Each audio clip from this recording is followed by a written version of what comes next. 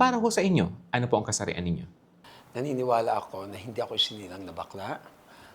Walang isinilang na naturally born gay. Kasi may mga akla naman, like me, I reached this age, 61 years old. Alam ko kung ano ako. Alam ko hangganan ko. Hanggang doon lang, dumanas ba ako ng mga depression and mga anxiety na ganyan? It's just a matter of acceptance.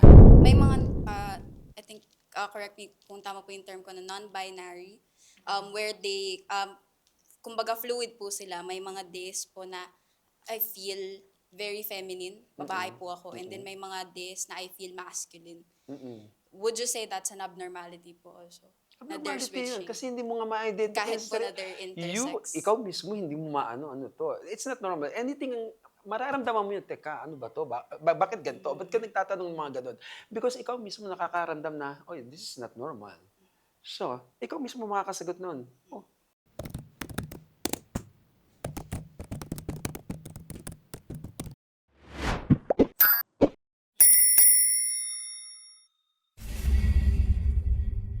Hi po. hi, good afternoon. Good afternoon po.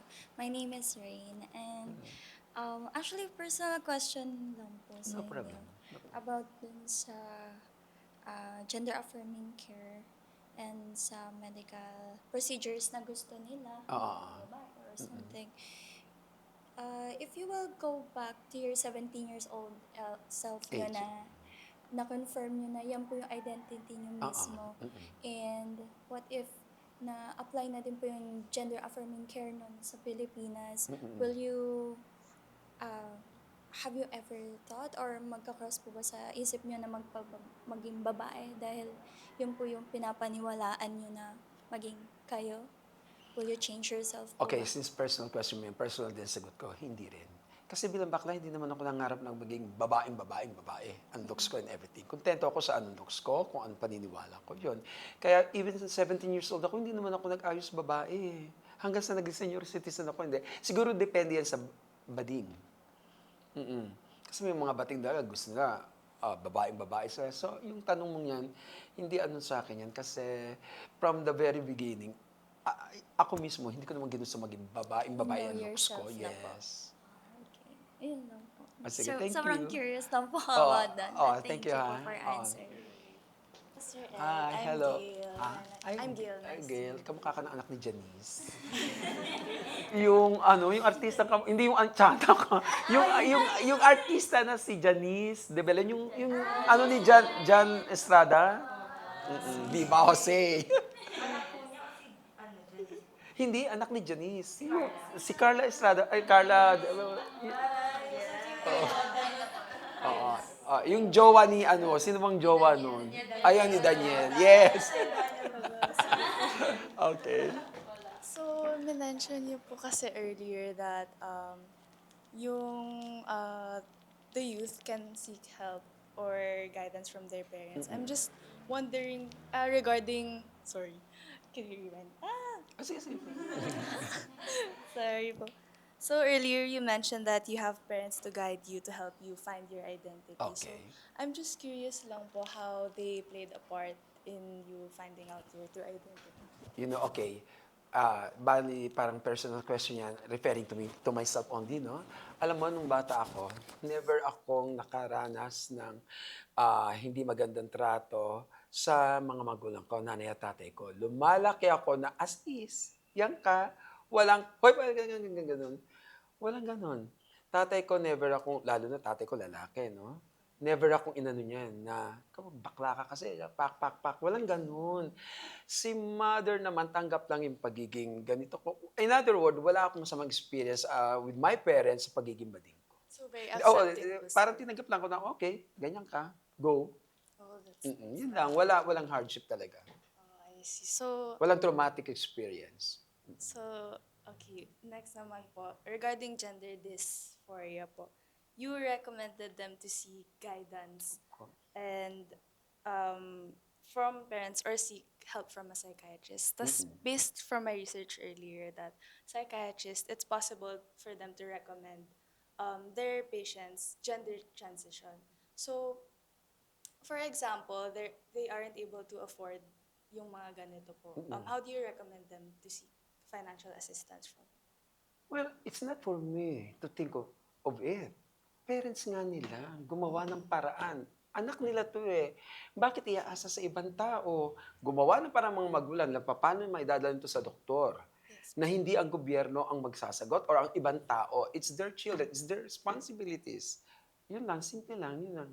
Obligasyon nyo yan. Paano nyo? O si mother, walang pera. O mother, mag-seek ka ng help sa government. Ikaw ang mag-seek ng help sa government to finance pagpapadoktor ng tao. Ano ang anak mo? What I'm saying is, magulang ang kumilos. So, what about for those people na wala po silang someone nagsastand in as parents or Walang guardians? magulang? Well, diyan papasok nga ang tulong ng gobyerno. Kasi kung wala nga magulang siya, di ba? Sinabi ko, magulang ang dapat umisista. Walang magulang, walang relatives. O sino? Mga distant, yung mga close friend, humingi kayo ng tulong sa gobyerno. This time, humingi na kayo sa gobyerno. Dahil wala nga eh. Wala magpipinas doon sa bata. Unless kung nandiyan dyan yung mga magulang niya. Thank you so Okay. much. Additional lang dun sa question niya. So what if merong isang gay person na gustong mag-transition at wala ho siyang kamag-anak whatsoever? Yung mga ganun situation, dapat na humpondohan ng gobyerno yung kanilang pag-transition o yung mga pagpapasex change nila. Ang tanong ko, tanungin muna ng gobyerno, anong reason bakit gusto mong anong magbe-benefits lalo na ng gobyerno dahil ako magpipinas sa iyo? Anong magbe-benefits niya pag sinang-ayunan ko yung kagustuhan mo? What if diagnosed ho na meron ho siyang depression at ang nirecommend nga, gaya nga ho na sinabi niya, ang nirecommend ng psychiatrist is kailangan mo magpa-transition. So, ganun nga po eh. Kung willing ang gobyerno na tulungan siya, sige. Pero wag niyang obligahin ng gobyerno at wag niyang nga iasa sa gobyerno. Wala tayong magagawa. It's either, kung hindi ka matutulungan ng gobyerno, it's either tulungan mo lang ang sarili mo. Paano? Paano kung i-refuse kayo ng gobyerno? Yun nga sa sinasabi ko, sir, mas bigyan ng halaga ng gobyerno ang ibang pwedeng tulungan kesa sa'yo na anxiety ka. What I'm saying is, paano hindi ka i-prioritize ng gobyerno? Paano mo tutulungan ang sarili mo? No one. Ikaw na lang talagang tutulong sa sarili mo. Help yourself na talaga. Yun. Thank you so Thank much. you. Hello po ulit. Oh, Ako po hello. ulit si Jezzy. Okay, Jezzy. Ayun. Actually, hindi lang po questions yung inihanda ko. Sige, anything. It's something to enlighten you din po. Ah, Alam niyo po ba kung ano po yung I sa LGBTQIA? what is I? Ang I po, ayun, so hindi niyo po alam. Ang I I don't po kasi, ang ibig sabihin po ay intersex. Ang intersex po ay yung mga pinanganak na dalawa po ang organs nila. Hermaphrodite. Reproductive. Yes, Yeah, yes, you parang refer to ganun po. hermaphrodite. Yes, I know Yes that. po. So, ayun po, kung halimbawa ang panglabas ko po ay vagina, pero sa sa pangloob ko po is yung reproductive organs ng lalaki. So, sa tingin niyo po ba, hindi po ba sila dapat pagtuunan ng pansin ng pamahalaan? Gaano ba kalaki yung problemang yan para pokosan sila compared sa mas matindi ang pangangailangan? Lalong-lalo na pansarili niya yun eh. May mga nabubuhay na hermaphrodite na ayos naman. Di ba? Hindi lahat ng hermaphrodite o ang mga taong may dalawang kasarian halos mamatay-matay na. Hindi eh. I guess it's just a matter of, again, acceptance. Kasi napakababaw ng being hermaphrodite to undergo operation at the expense of the government. For me, yun ang tingin ko lang. Bago ko operahan ang isang hermaphrodite na tao, tingnan ko muna, kung nasa taong gobyerno ko, alin yung mas matinding pangangailangan para mabuhay ito. Okay. Yung pagiging tanggalin ko lang yung isang sexes niya o itong isang wala talagang means para masagot yung pangangailangang medisina niya. Kumbaga, sir, I have nothing against na tumulong ng gobyerno, pero priorities nga eh. Do you think pa-priority ng gobyerno ang mga ganitong problema? So, it's a matter of priorities Oh, lang po yes. talaga Yan sa ang sagot inyo. ko prioritizing. Okay po. So, balikan ko lang din po yung sinabi nyo na ang tingin nyo po sa pagiging part ng LGBTQIA po kasi is abnormality. Iba-iba lang po kasi yung case na dun sa LGBTQIA+.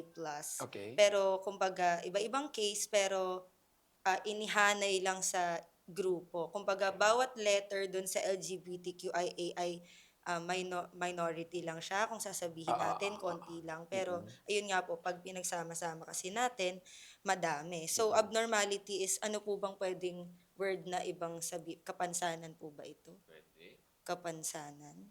So, kung ang ibang mga usapin po sa health, tulad ng mga cancer, mental health natin. Yes, yes, yes. Kasi actually, kung titignan natin, mental health may physical, ano rin siya na... Effect. Opo. Actually, kahit sa brain po natin, pag in-scan natin, may something different in our brain na activities, nangyayari, ganun. So, bakit po sa tingin niyo hindi pagtutuunan yung gender-affirming healthcare kung it's also something na Need ng it's a tao. part of health din naman po Yeah. siya. Again, sabi ko nga, may mga magulang sila na dapat mangalaga sa kanila first and foremost, bago ang gobyerno. Ngayon, yun lang, babalik lang tayo sa paano yung wala. Wala, oo. Yun nga, papasok na naman tayo na hindi nga, depende nga sa gobyerno kung ano ipaprioritize nila. Hindi ko naman sinasabi na wag government, no. Kasi syempre, miski ako ang taong gobyerno, ito tungkol sa kaanuhan niya, kasarian niya, yung identity niya, sa isang walang-wala na po pwede kong tulungan na cancer patient, walang makain, walang maiato na gamot. Between the two, sino ang aanuhin ko? Again, prioritizing. Hindi naman kinokontra ng pagtulong ng gobyerno. Okay. So, kumbaga, yung stance nyo lang po talaga is priority. Pero Pwede hindi silang naman tulungan kasi against. paano yung walang-wala nga. Di ba, kailangan niyang pumunta sa government. Siya mismo. Ma'am, sir, tulungan niyo ako dahil because I have anxiety, dahil ganito ako, hermaphrodite ako, chuchu. Ngayon, depende pa rin yun sa gobyerno kung aanuhin siya. Okay. Tapos, share ko lang din po. Actually, dito sa Philippines, meron naman pong mga nagpo-provide na mga non-government organizations sa mga nangangailangan ng gender-affirming healthcare. Pero iilan lang. So, hindi po siya sakop ng PhilHealth, hindi po siya sakop Okay. ng gobyerno. Pero meron po. Kasi nga, definitely, hindi nga pinaprioritize ng Hindi gobyerno ang mga ganyang uri pinaprioritize. ng problema. Ayun. What So, ayun, else? hindi lang naman siya sa ngayon ng, sakop. ng Pwede ating siyang gobyerno. pwede siyang harapin, maybe in time. But again, maraming problema ang gobyerno na dapat tuunan bago tayo. Kami. Okay, sige po. Okay? What Thank else? you. Baka may questions Any and ano pa other? kayo? Sige, I sige, want sige. question lang po Basta for I you, will answer para all your questions. mas Sige. under the topic. Sige. Ayan. Hello po ulit. Ako po si Atari. Asan na yun? Ayan. Sabi niyo po na lahat ay pinanganak na either man or woman. Only. So, saan niyo po i-classify yung mga tao na born intersex? And is it valid for them to choose just one gender po and strongly identify as that? Again. Sorry. And po, Can you sabi say niyo, it in Tagalog na lang para yung... Mas okay, wait lang. maintindihan. Sabi niyo po lahat po pinanganak na either lalaki lang po or babae. Okay. So kung meron pong mga pinanganak na intersex po, valid po ba sa kanila for them na mamili lang kung lalaki ako or babae ako and mag-identify po sila strongly as ganun? Hindi. I mean, kung ano yung nasa sa loob niya, kung ano yung nasa puso niya, kung ano siya talaga, yun siya. Huwag mo ipilit na lalaki ka kung hindi nga wala sa loob mo eh. Ikaw ang masusunod. Ikaw, as a person, bilang isang lalaki or bilang isang babae, kung ano na nararamdaman mo at gusto yun ang ipaglaban mo. Okay, so for to clarify lang, kunwari po ako po yun, no? I have both yung reproductive system po ng a boy and a girl. Hermaphrodites, And I want yes. to identify as a girl. Kumbaga, you wouldn't consider that homosexuality po. Hindi. Kasi from being, di ba, hermaphrodite ka, nag-decide ka maging babae ka, di magiging normal ka na. Hindi ka na abnormal. Kasi pinili mo ang maging isang straight. At yun na yung pagiging isang babae, ganap na babae. So, hindi ka na maituturing abnormal nun. Basta for me, ang paniniwala ko, homosexuality is abnormality since ang lahat ng mga bagay na hindi naaayon sa nararapat, ang tawag dyan, abnormalidad. Ako, lalaki ko, tapos ang arte ko, ang isip ko, pananamit ko, babae. Anong tawag doon? Is it normal? It's not. Same thing kung lesbian ka. May boobs ka, tapos may monthly period ka, poporma-porma kang siga. Is that normal? So that's a normality. Kaya nasasabi kong homosexuality is abnormality. because of those reasons. But kunwari po, if I were to, let's say, switch, depende po sa, may mga, I think, correct me kung tama po yung term ko na non-binary, where they, kumbaga fluid po sila. May mga days po na I feel very feminine, babae po ako, and then may mga days na I feel masculine. Would you say that's an abnormality po also? Na they're Abnormality yun, switching? kasi hindi mo nga ma-identify. Kahit po na they're intersex. Ikaw mismo, hindi mo ano to. It's not normal. Anything, mararamdaman mo yun, teka, ano ba to? Bakit ganito? Ba't ka nagtatanong ng mga ganun? Because ikaw mismo nakakaramdam na, oh, this is not normal. So, ikaw mismo makakasagot nun. Oh, I guess I'm abnormal. There are days I feel like a lalaki, and there are days I feel like a babae. So, yun. Yung sagot ko dun. Yeah. Okay, I think yun po muna ka, Fernand. Later Okay, po for ulit. now. Yes, later po ulit. Sige. Thank you so much po. Anybody? No more? Meron pa daw po si Ate. Sige. Ay, ata si...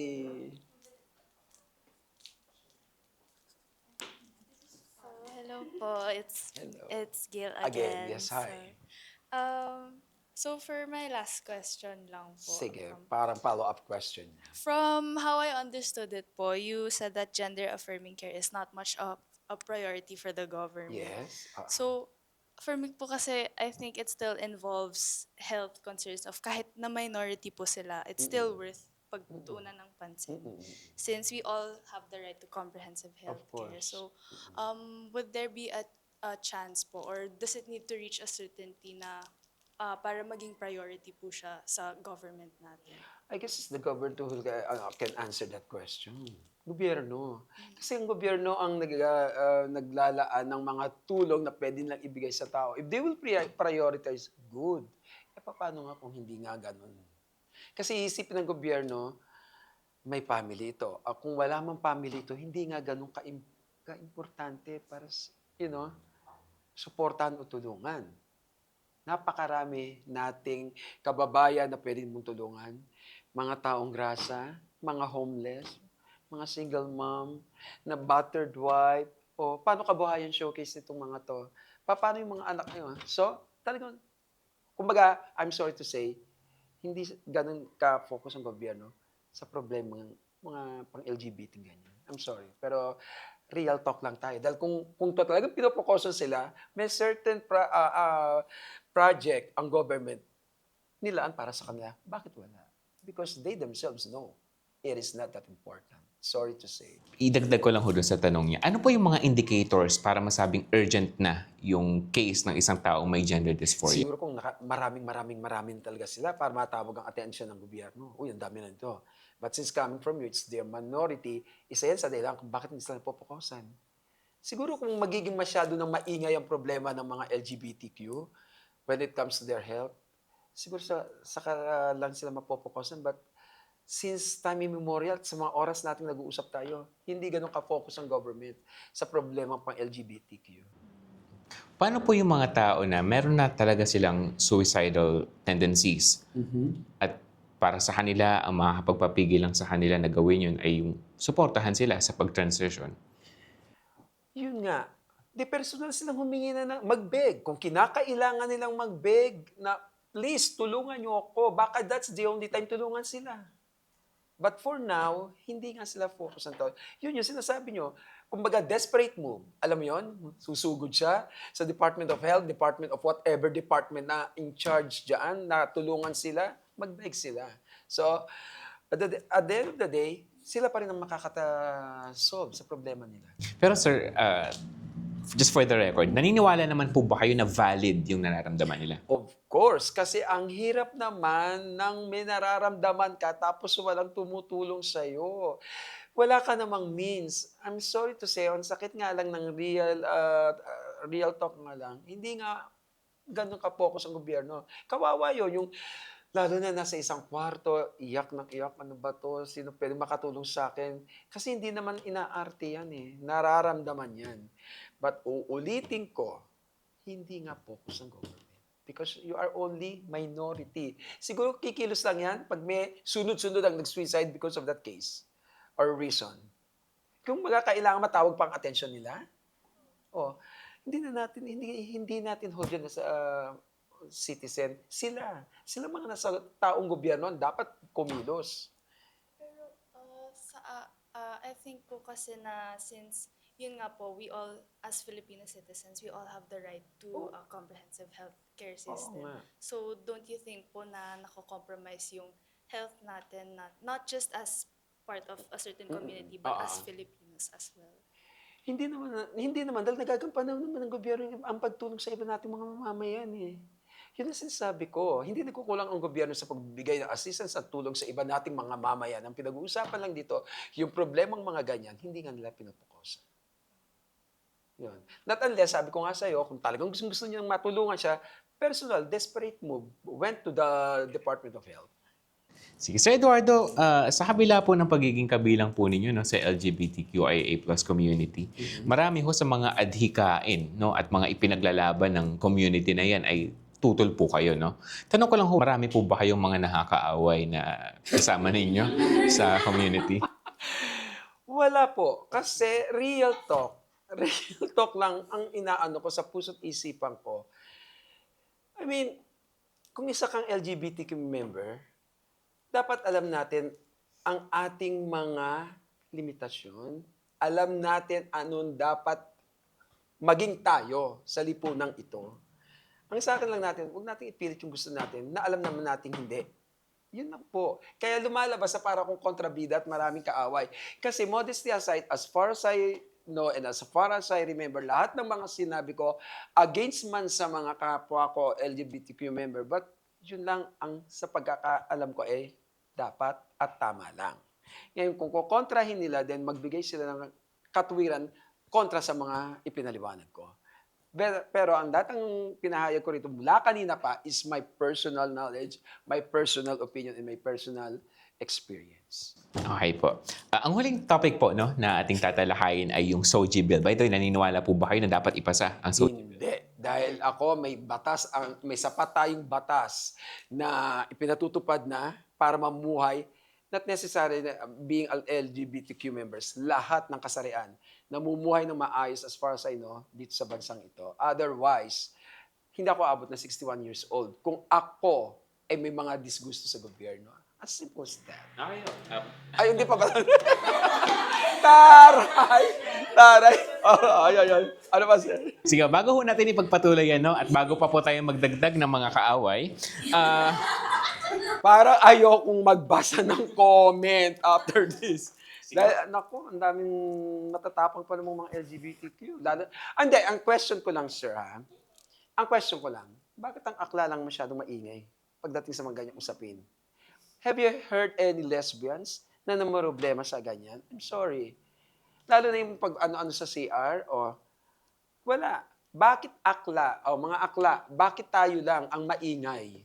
Bakit ang mga lesbian, T-bird, or whatever you wanted to call them, wala naman akong na-encounter o nabasa ng mga problemang katulad ng problemang nililikha ng ilan sa atin. okay po, subukan ho natin sagutin yan sa susunod na episode. Magpapaalam po muna kami. Muli ako po, Sir Armando Bibay, at ito po ang Interrogation Room. Ano ho yung pwede ninyong ipayo doon sa mga homosexual people na nakakaranas ng discrimination? Simple lang. Ayaw mo ma-discriminate ka, umayos ka. Mula sa iyong pagkilos, pananalita, pananamit, and everything. Umiwas kang gumawa, magsalita ng mga bagay na mapipintasan o magiging dahilan para ikaw ay mapaaway. So naniniwala po ba kayo na kasalanan ng mga homosexual kung bakit po sila nati-discriminate? Definitely, coming from my word, umayos kayo.